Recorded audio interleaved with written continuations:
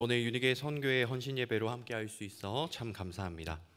주일 아침부터 저녁까지 하나님께 우리의 마음과 시간을 드리고 있는 우리 모두에게 이 시간 성령의 충만함이 더해지고 신앙의 야성이 회복되는 은혜가 있길 축복합니다. 오늘 응답의 문을 여는 세 가지 열쇠라는 제목으로 함께 말씀을 나누겠습니다. 우리가 여러 가지 기도 제목들을 가지고 기도합니다. 오늘 헌신 예배를 드리고 있는 유니게 선교의 회원님들 같은 경우에는 자녀들과 또 손주들을 두고 많은 기도 제목 가지고 기도하고 계실 것입니다. 그 외에도 우리의 건강에 대한 것들, 또 물질과 사업장, 가족의 영혼 구원 등등 너무나 많은 기도 제목들이 우리의 삶 가운데 있습니다. 그 기도 제목들 중에서 지금 내 삶 가운데 가장 응답이 절실한 기도 제목이 있다면 무엇인가요? 잠시 고민해보고 떠올려 보셨으면 좋겠습니다. 내 삶에 지금 가장 절실한 기도 응답이 필요한 그 제목은 무엇인가요? 떠올려 보셨다면 그 기도 제목의 응답받기를 갈망하며 사모하는 마음으로 오늘 말씀을 듣고 새기는 시간 되길 원합니다. 그래서 오늘 말씀 가운데서 응답의 문을 여는 이 세 가지 열쇠를 챙겨가셔서 삶 가운데 응답의 문을 활짝 여시고 하나님의 역사하심을 경험하는 저와 여러분 되어질 줄 믿습니다. 응답의 문을 여는 첫 번째 열쇠는 부르짖는 것입니다. 맹인이었던 바디메오가 예수님을 만나 눈을 뜨는 그 기적의 시작은 바디메오의 부르짖음에 있었습니다. 우리 함께 47절의 말씀 합독하시겠습니다. 나사렛 예수시란 말을 듣고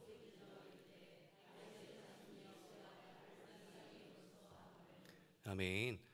바디메오가 길가에 앉아 있다가 사람들이 예수님이시다 라는 얘기를 듣고 외치기 시작합니다. 다윗의 자손 예수여 나를 불쌍히 여겨 주십시오 소리를 지르는 것입니다. 여기서 소리를 질러 이르되 라고 하는데 이 말이 헬라어 원어로는 크라조라고 합니다. 이 크라조는 부르짖다 라는 의미인데 특별히 어떤 절망의 상황 가운데에서 위기 가운데 있을 때 절박하게 부르짖는 것이 바로 이 크라조의 의미입니다. 그러니 바디메오는 앞을 보지 못하는 그 절망적인 상황 가운데에서 그 위기 가운데에서 예수님 나를 불쌍히 여겨 주십시오 절박하게 지금 부르짖고 있는 것입니다. 이처럼 바디메오가 절박하게 부르짖고 있을 때 그 주위의 사람들이 어떻게 반응합니까? 48절을 보니까 많은 사람이 꾸짖어 잠잠하라 하되 그가 더욱 크게 소리질러 이르되 다윗의 자손이여 나를 불쌍히 여기소서 하는지라. 많은 사람들이 바디메오를 향해서 어떻게 했다고 합니까? 꾸짖었다라는 것입니다. 야 바디메오 조용히 해. 아니 지금 예수님과 제자들이 지나가고 있는데 너 왜 여기서 시끄럽게 하냐? 하면서 이 바디메오의 절박한 그 부르짖음을 한낱 맹인의 고성 정도로 받아들이는 것입니다.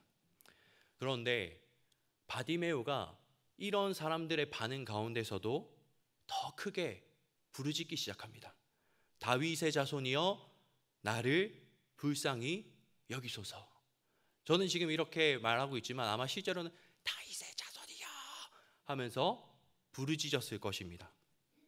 그렇게 바디메오가 절박한 가운데서 예수님의 이름을 부르며 예수님을 찾았을 때 바디메오는 예수님을 만나게 되었고 그의 눈이 띄어지는 응답을 받게 됩니다. 오늘 우리에게도 바디메오와 같이 앞이 전혀 보이지 않는 막막하고 답답한 문제들이 삶 가운데 있진 않습니까? 그렇다면 그 문제를 두고 오늘 이 바디메오와 같이 예수님의 이름을 부르짖어 찾고 구하는 은혜가 있길 축복합니다. 바디메오와 같이 예수님의 이름을 부르짖으며 나아가는 것입니다. 예수님, 주님의 도우심이 내 삶 가운데 필요합니다. 주님, 주님이 필요합니다. 그렇게 우리가 예수님께 부르짖으며 나아갈 때 예수님은 우리의 그 부르짖음 가운데 응답해 주십니다. 우리가 그것을 어떻게 알 수 있습니까? 우리에게 주신 약속을 통해 알 수 있습니다. 예레미야 33장 3절의 말씀 우리가 너무나 잘 아는 말씀입니다. 너는 내게 부르짖으라 내가 내게 응답하겠고 또 예레미야 29장 12절에 너희는 내게 부르짖으며 내게 와서 기도하면 내가 너희들의 기도를 들을 것이요. 아멘. 이처럼 하나님께서 부르짖는 자의 기도를 내가 들을 것이고 그 기도에 응답해 주실 것이라고 우리에게 약속해 주셨습니다. 이 약속의 말씀을 믿으십니까? 이스라엘의 위대한 왕이었던 다윗 또한 이 부르짖음이 응답과 구원의 문을 여는 열쇠임을 알고 있었던 것 같습니다. 이 다윗의 시편에는 다윗의 부르짖음과 하나님의 응답이 자주 등장합니다. 우리 함께 시편 34편 6절 말씀 함께 합독하시겠습니다. 이 공고한 자가 부르짖음에 여호와께서 들으시고 그의 모든 환난에서 구원하셨도다. 아멘. 이 시편 34편은 다윗 왕이 블레셋의 아기스 왕에게 죽을 위기에 처했을 때 썼던 시입니다. 자칫 죽을 수도 있었던 그 위기의 순간에서 다윗이 무엇을 했습니까? 하나님께 부르짖으셨습니다. 그때 하나님께서 그 부르짖음을 들으시고 모든 환난 가운데서 건져 주셨다는 것입니다. 이처럼 하나님은 부르짖는 자에게 응답하시고 그를 모든 환난 가운데서 구원하시는 하나님이십니다. 또 시편 30편 2절의 말씀을 보면 여호와 내 하나님이여 내가 주께 부르짖음에 나를 고치셨나이다. 아멘. 다윗이 병들었을 때 하나님 앞에 부르짖어 기도했고 하나님은 그런 다윗을 고쳐주시며 회복과 치유로 응답해 주셨다는 것입니다. 여기서 고치다 2절의 말씀 한 번 더 띄워주시면 나를 고치셨나이다 할 때 이 고치다라는 단어가 히브리어 원어로 라파입니다. 라파. 많이 들어보셨죠? 우리가 잘 아는 여호와 라파 할 때 이 라파가 쓰이는 것입니다. 이 라파는 육체적인 질병뿐만 아니라 마음의 아픔, 또 관계 안에서의 아픔과 깨어짐을 치료하고 회복할 때도 동일하게 쓰이는 단어입니다.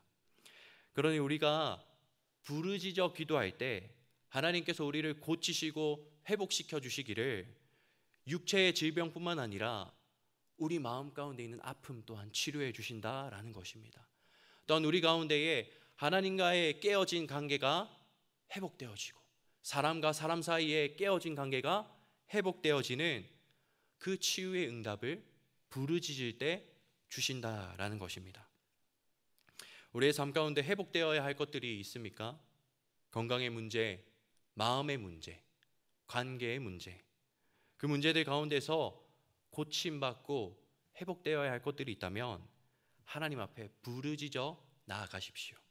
우리가 부르짖으며 나아갈 때 여호와 라파, 우리를 고치시고 회복시키시는 하나님께서 응답해 주시는 줄 믿습니다. 바디메오는 부르짖어 예수님을 찾고 구했습니다. 그렇게 그가 부르짖었을 때 예수님을 만나게 되었고 그 평생의 소원이었던 눈을 뜨게 되었습니다. 사랑받는 성도 여러분, 오늘 이 바디메오의 이야기가 믿음으로 우리의 이야기가 되길 축복합니다. 바디메오의 삶 가운데 있었던 그 응답의 역사가 오늘 우리의 삶 가운데도 임하길 축복합니다. 바디메오의 부르짖음에 응답해 주셨던 그 예수님은 지금 우리의 삶 가운데도 동일하게 역사하고 계십니다.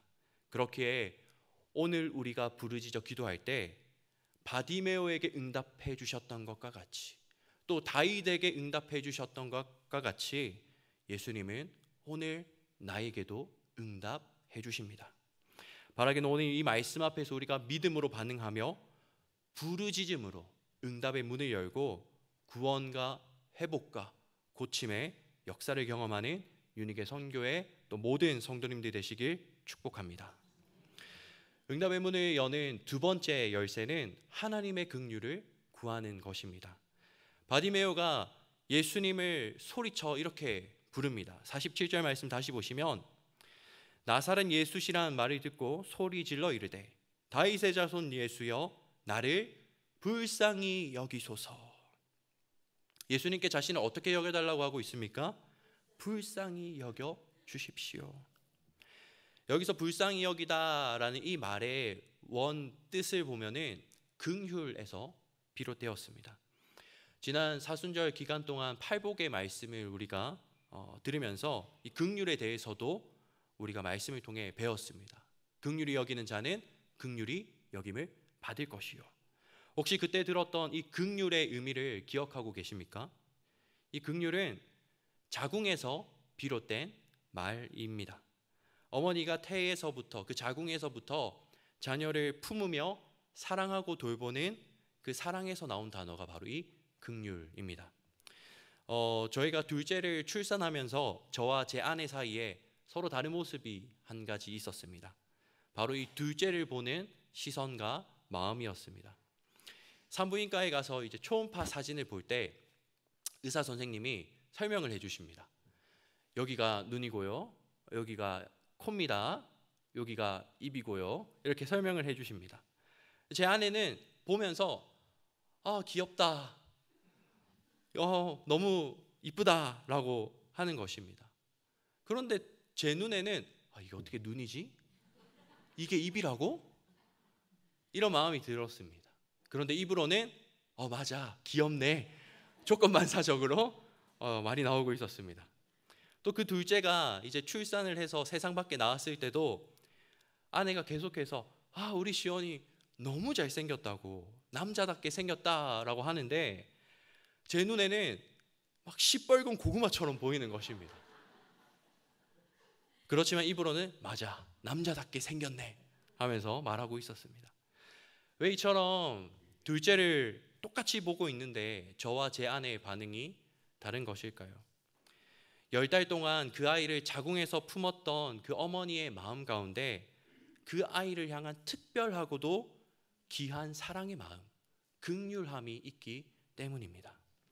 설령 정말 그 아이가 못생겼다 할지라도, 혹여 그 아이에게 어떤 부족한 미숙한 점이 있다 할지라도 내가 품은 자녀이기에 아무런 조건 없는 사랑으로 품고 돌보는 그 긍휼의 마음이 어머니에게 있는 것입니다. 오늘 본문에서 바디메오가 예수님께 이 긍휼을 구하고 있는 것이죠.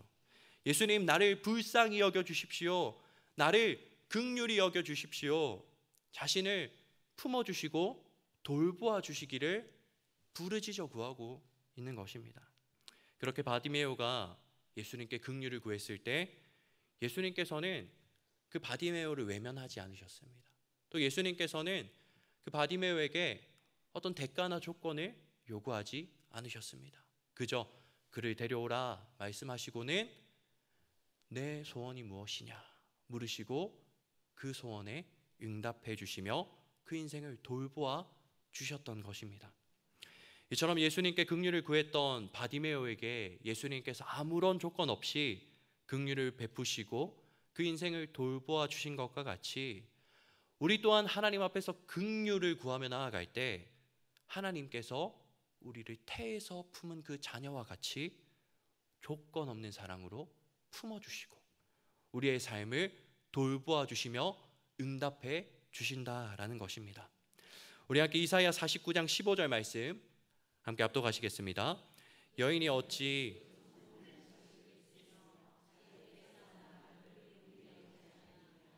그들은 혹시 잊을지라도 나는 너를 잊지 아니할 것이라. 아멘. 하나님께서 우리를 태에서 품은 그 자녀와 같이 긍휼히 여기시며 잊지 않겠다라고 약속해 주셨습니다. 그렇기에 우리가 이 하나님의 긍휼하심을 구하며 나아갈 때 하나님께서 결코 우리의 그 기도를 잊지 않으십니다. 또한 우리의 기도를 외면하지 않으십니다. 사랑하는 자녀들의 기도를 반드시 들으시고 기억하시고 그 가운데 응답해 주시는 것입니다. 사랑받는 성도 여러분, 오늘 본문의 바디메오와 같이 우리 또한 하나님께 긍휼을 구하며 응답의 문을 여는 은혜가 있길 축복합니다. 우리의 삶 가운데서 하나님께서 품어주시고 돌보아 주셔야 할 영역은 어디입니까? 하나님의 긍휼이 부어져야 할 우리의 삶의 자리가 있다면 바디메오와 같이 주님, 저를 불쌍히 여겨주십시오. 하나님의 긍휼을 구하며 부르짖어 기도할 수 있길 원합니다. 그렇게 우리가 하나님의 긍휼을 구하며 나아갈 때 하나님은 긍휼이 풍성하신 하나님이십니다. 그 하나님께서 우리를 태에서 품은 자녀와 같이 조건 없는 사랑으로 품어주시고 그 기도 가운데 응답해 주시는 것입니다. 그렇게 하나님의 긍휼이 우리의 삶에 부어질 때 비로소 우리의 삶이 그 하나님의 긍휼 안에 평안함을 누릴 수 있게 되는 것입니다. 우리의 삶이 가장 안전하게 되는 것입니다. 이처럼 하나님은 긍휼을 구하며 나아오는 이들의 기도를 결코 잊지 않으시고 반드시 응답해 주십니다. 바라기는 우리의 삶이 이 하나님의 긍휼을 구하고 붙드는 삶이 되어서 우리의 삶 가운데 응답의 문이 열리고 하나님의 긍휼이 부어지는 은혜가 있길 축복합니다. 응답의 문을 여는 세 번째 열쇠는 믿음으로 구하는 것입니다. 이제 새 학기에 한 중학교 급식실에서 교회를 다니던 친구가 밥을 먹기 전에 식사 기도를 하고 있었습니다. 그런데 이제 몇 주가 지나고 나서 그 주변에 앉아 있던 친구들이 이 친구를 놀리기 시작하는 겁니다. 야, 하나님이 밥 줬냐? 야, 너 목사야? 막 놀리기 시작하는 것입니다. 이 식전 기도하는 친구를 조롱하고 막 웃음거리 삼는 것입니다. 이러한 놀림과 조롱 속에서도 이 친구가 묵묵히 밥을 먹기 전에 계속해서 기도를 했습니다. 그런데 한 가지의 기도 제목을 더 붙여서 기도를 했다고 합니다. 바로 자신과 같이 밥을 먹기 전에 기도하는 친구가 더 많아지게 해주세요 라고 이렇게 기도했습니다. 그렇게 묵묵히 급식 시간에 식전 기도를 이어가던 어느 날 여느 때처럼 이제 급식을 받고 자리에 앉아서 기도를 하려고 하는데 모르는 친구가 옆에 앉더니 대뜸 기도를 하는 것입니다. 그리고는 그 기도가 끝나고 난 뒤에 이 친구에게 말하길, 사실 나도 교회를 다니는데 그동안 너가 놀림 받는 걸 보면서 나는 기도를 그렇게 할 수 없었다. 그런데 너가 한 주가 지나고 두 주가 지나고 한 달이 지나도 기도하는 걸 보고 나도 용기를 내서 지금 너 옆에 와서 이렇게 기도했다라고 하는 것입니다. 그래서 이 친구가 젓가락이 떨어졌네? 하나님 감사합니다, 잘 먹겠습니다, 이렇게 기도하고 또 마음속으로 하나님 감사합니다, 잘 먹겠습니다, 이렇게 기도했었는데 이 친구를 보면서 담대함을 얻고 식사 전에 함께 기도를 했다라는 것입니다. 이 일을 시작으로 이 두 친구가 학교 안에서 기독교 동아리를 만들었고 더 많은 친구들이 함께 식사 전에 기도하는 그런 은혜가 있었다라고 합니다. 함께 기도하는 친구들이 많아졌으면 좋겠습니다라고 믿음으로 기도했던 이 친구의 그 기도 제목이 응답받게 된 것입니다. 이처럼 이 중학생 친구는 다른 친구들의 놀림과 이 조롱의 시선 속에서도 끝까지 믿음으로 하나님께 기도했고 그 믿음으로 응답받았습니다. 오늘 본문의 바디메오 또한 마찬가지였습니다. 성경은 바디메오를 이렇게 소개합니다. 그는 맹인이었고 거지였다. 이 당시 유대 사회에는 맹인, 즉 장애를 가졌다라는 것은 사람들에게 멸시와 천대의 이유가 되었습니다. 당시 유대 사회는 이 장애의 원인을 죄로 인한 저주로 여겼기 때문입니다. 장애를 가진 그 사람이 범죄했기 때문에, 아니면 그 부모가 범죄했기 때문에 이 사람이 장애를 가지게 되었다, 그것에 대한 저주다라고 여겼던 것입니다.